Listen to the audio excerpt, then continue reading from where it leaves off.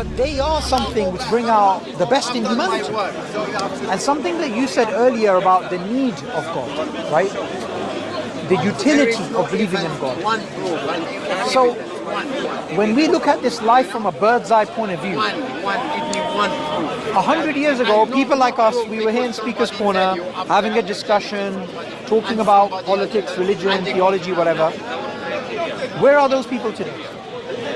They're dead, they're finished. Now the struggles and the pain and the happiness and the joy and the tears and the laughter in their life, it's all gone. So when you look at life from a God-centric point of view, about you have a limited time upon earth, you have times of happiness, you have times of sadness, then you start to actually understand what is the perspective on life. Why do we actually exist? Because if a human being didn't go through, like for example, the lockdown, we had the lockdown, right? How happy were you when the restrictions were lifted and you could go out, you could meet your friends? Yeah, but normally, if there was no restrictions, you would just see it as normal. You'd see it as your right to just leave the house. So the difficulty made you appreciate something you took for granted. But would the difficulty itself, would the appreciation outweigh the fact that you could have been happy during those 2 years or year of lockdown? Is that one moment where I can reunite with my friends after a year of working from home really outweigh the fact of being able to have that experience in person for the last 2 years? That's bad, isn't it? Yeah, that's a good question, Augustus. The assumption there is that which one of the two scenarios leads to the maximum happiness? I think feeling unconscious is the one last thing we're going to worry about. It's a quest for humans to reach maximum happiness. But that's kind of delusion, because I agree. the amount of people who never get that, as well as also innocence and a lot of innocence of people who never even have an opportunity to access happiness.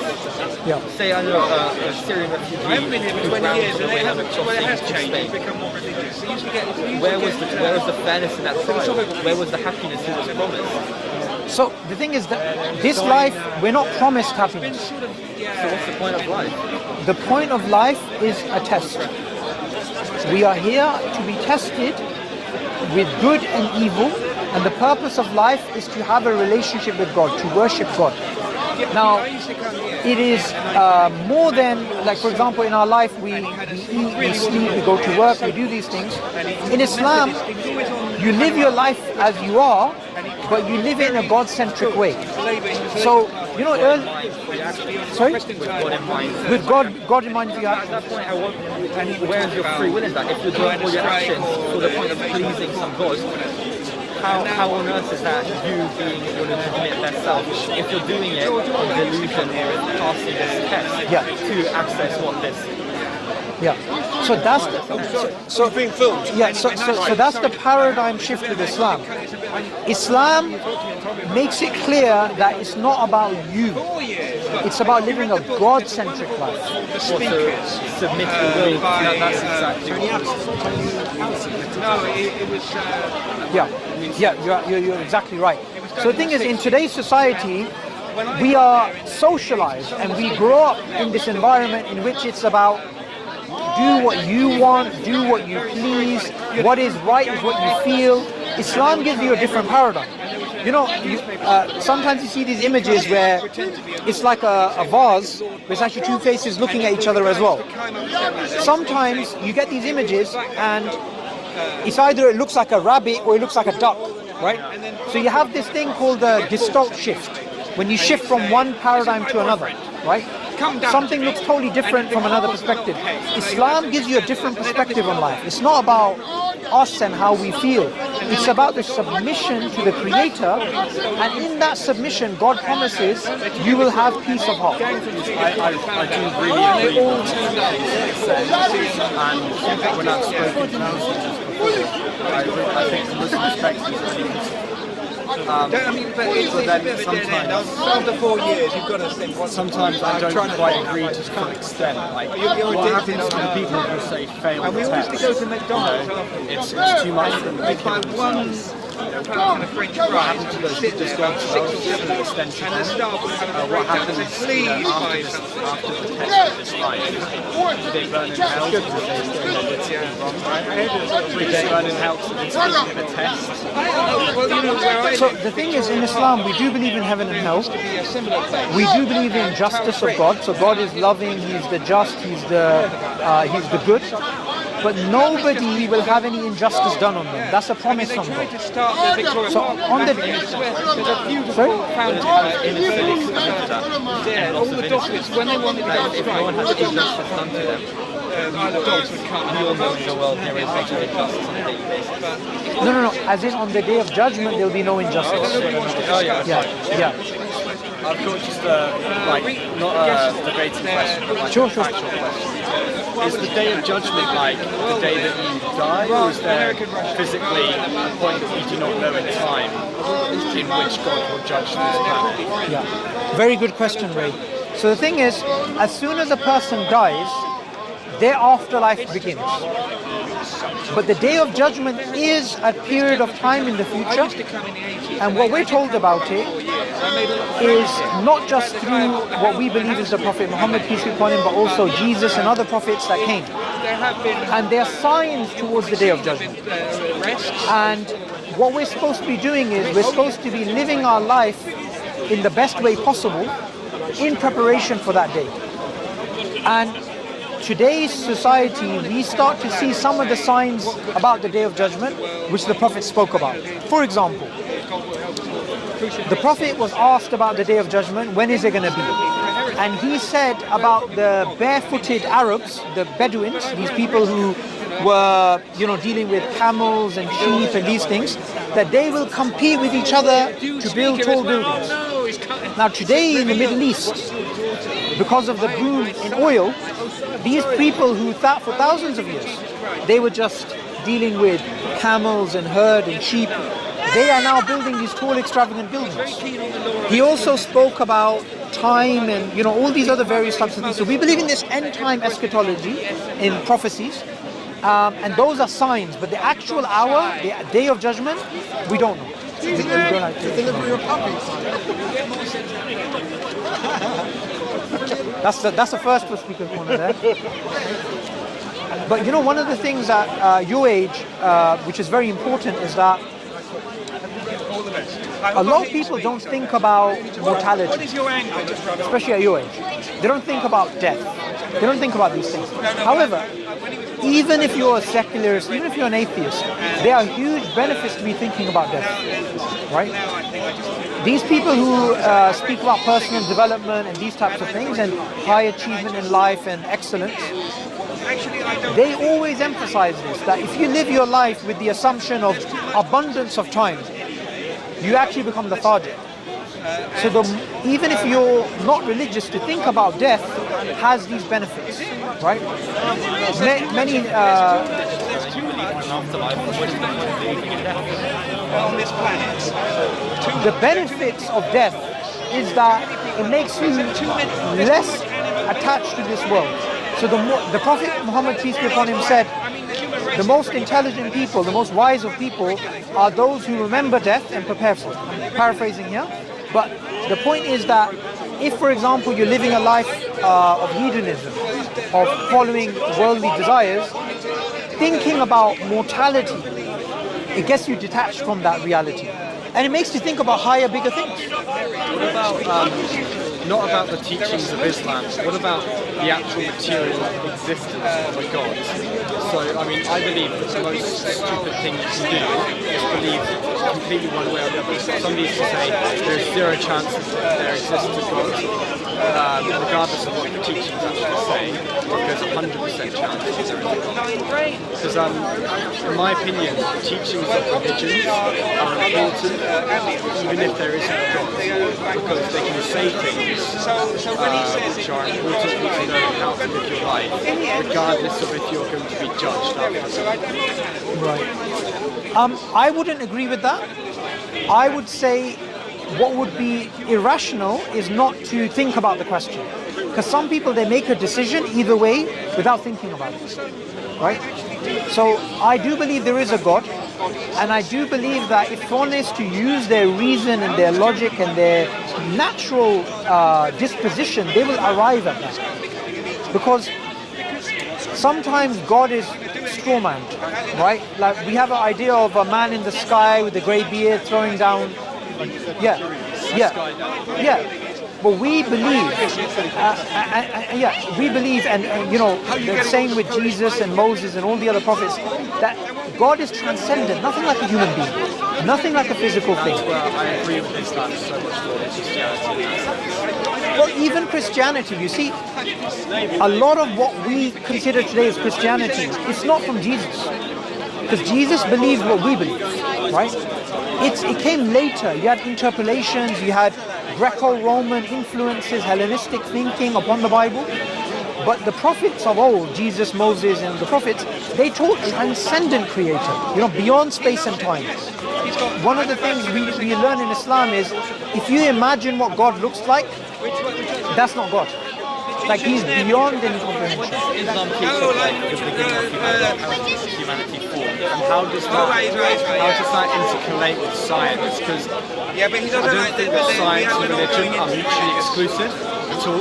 There are some points in which the teachings of religion and teachings of science do come into conflict. Yeah. Like in Christian culture, you've got some people saying Adam and Eve 6,000 years, and then you've got the science. It's just true. Humans go back thousands of years before. What is Islam? Yeah. My grandmother used to give me. There's a very complex way of doing it and a simple way of doing it. I'm going to simplify it. But for more information, I can give you some other stuff. In Islam, we believe that science is a beautiful thing. You look out at nature, you apply your reason, you try to understand the workings of the world. Islam furthered science incredibly. Yeah. He told me I should read the Bible. Because we consider it a form of worship. And I said, no. Yeah. Do you not think? Do you not reflect? Yeah. So we don't have a problem with science, we embrace science. But as Muslims, we believe in miracles. So for example, God created the world. He created the system of the seasons. He created reproduction. He created us to be able to see and to decipher different colors and this type of thing. However, apart from then what we call natural world, which science is there, we also believe miracles are possible. It's possible for God to right now create a child ex nihilo from like without mother and father. Why? Because God has created the system of reproduction, but you can also create it without. So we believe that Adam and Eve are miraculous creations. Adam is a miraculous creation. Some people, they think this is unscientific, but it's not. So I'll give you an example. Jesus, he is somebody that we believe was born without a father. Now every person here has a father and a mother, right? Why is it inconceivable that God can create without a father? It's not logically incoherent. So we believe in miracles, which are exceptions, but we believe in generally science as well. If God is able to do miracles at any point, what's the ethics behind God then testing every human out there in their mortal life? Why should to appreciate life? I'm sure that some people, despite all the horrendous conditions they go through, they never get to a stage of their life where they're able to appreciate what they have. And so kind of God's mission to some degree fails some people in appreciating the good that they have. Because in a sense that, I don't know, some child who's left starving in Africa, because so how can somebody somebody who's had something's been done to them which is beyond their control, and that sets apart for the rest of their life, and they will do bad things in their life, but how is it was done to them as well, but do they fail the test? Yeah, very good question. Thing is, every person is judged according to the knowledge they have and the circumstances they're in. So if you're somebody who's brought up in, say, a certain part of South London, you live on an estate, there's gangs, there's drugs, there's all these issues, and there's somebody else who grows up in a suburban area, country life, they will have two different sets of tests. This person may indulge in things, that person may not, and God takes account of all of those things. So it's not the case that the person's condemned by the conditions that God created in the first place. That would be unjust. It's not like that. So each person goes through those stages. If God is able to create anything, like you mentioned in terms of Christian humanity, how God was created reproduction and created the ability to differentiate colours, why is God unable to create a test where no suffering has to be gone through? Why is he unable to? Why is there no solution for a system where nobody has to suffer? I don't know the answer to your question. What I can say is that in Islam we are told this is what God did, and in Islam there's a big focus on asking questions, thinking, reasoning, but there's also certain points at which we are told there are no answers. So could God have conceivably created a world without suffering? Yes. Did God do that? No. Why didn't God do that? I don't have an answer for that. So in the Quran, it teaches us that, look, you use your reason, you use your mind to arrive at truth, but then why God did certain things we're not given the answers for. So when I'm asked, like for example, you've asked this question, but someone can ask, as Muslims, it's encouraged for you as a Muslim you're supposed to pray 5 times a day, right? So that's the obligation, right? Why not 6? Why not 4? Why not 3? Yeah. So the thing is, in Islam, when we are talking to people about Islam, we can explain to them why we believe in God. We can explain to them why we believe in the Quran. And then we tell people why Islam is true.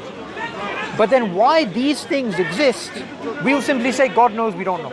I've got Sure, sure. Suffering. Have you ever been to the gym? No. You ever studied? Yes. Right, so when you study during the exam, suffering. It was the same argument as the lockdown. I've got a question about it. Sure. It's a bit more technical, but what about Shia versus Shiites and all the different branches and interpretations of Islam? Yeah. How does that fit in together from your perspective? Sure. So the thing is, there's a difference between Islam and Christianity, that Christianity has many different schisms and Many of them political. yeah, and it started off quite early. With Islam, what you'll find is the vast majority of the Muslims are Sunni, and then the Shia are a small percentage. And in the history of Islam, they initially split from Sunniism due to a political reason, and then later on they developed their own theology, which was different. So the good thing about the history of Islam is you will see that Sunniism is the orthodoxy that goes back, and there's no break in between the death.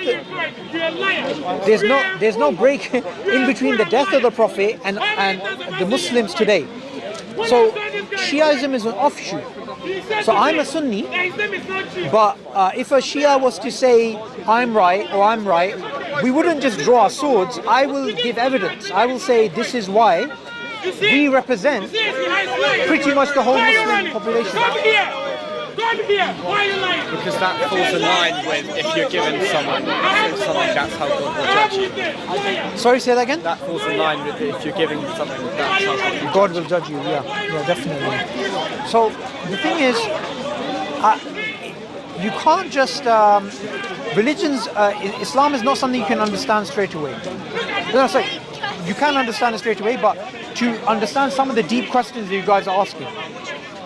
So the Quran, it actually goes over these things in quite some detail.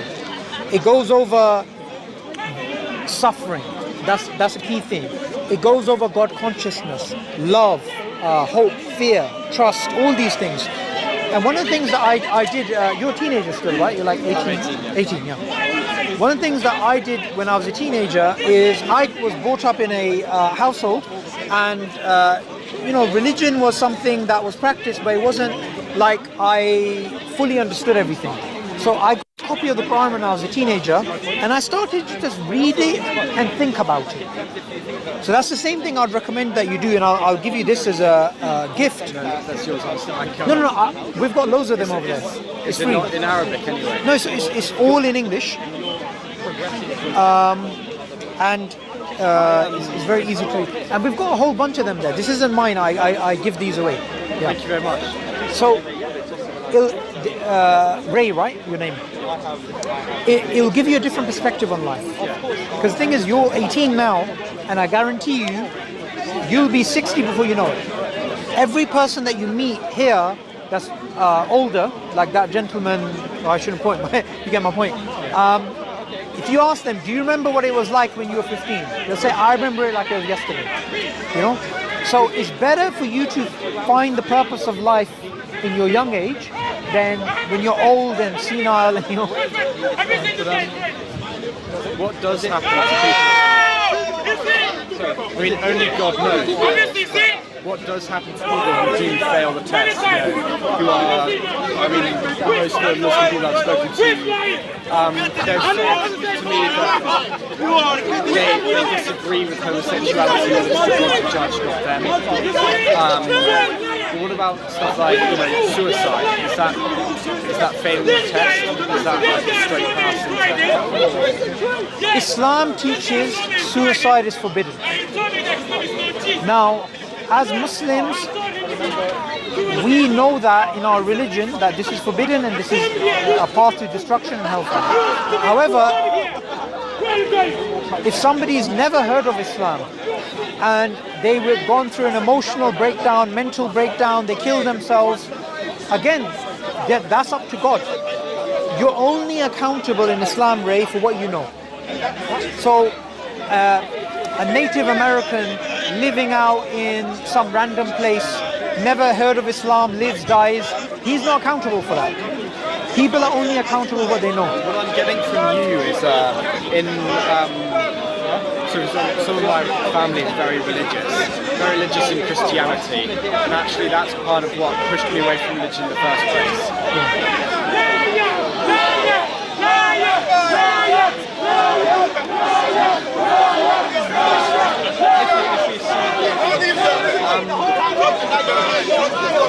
Your family's religious and that turned you away.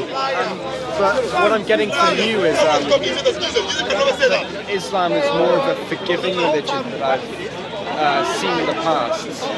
So, when speaking to Christians, one of the epicenters of Christianity is about forgiveness in faith. If you have faith, you are forgiven. And I was told that in Islam it's not quite the same. But getting from you, God is actually more forgiving. Yeah, Based on God will judge you and everything that you are given. Yeah. And therefore, there's a bit more, not leeway, but, There is. And that's a common misconception about Islam. The common misconception about Islam is that it's a very God said he saw me in court. I don't even know where that is, bro. I don't even know who described, bro. Let him run this, Mark. Dude, you is described, bro. What the fuck is you? You guys mad, bro. That's all right. You are nuts, mate. Yeah? You all got Many people say you're crazy. You wasn't crazy. People saw him. And you're lying.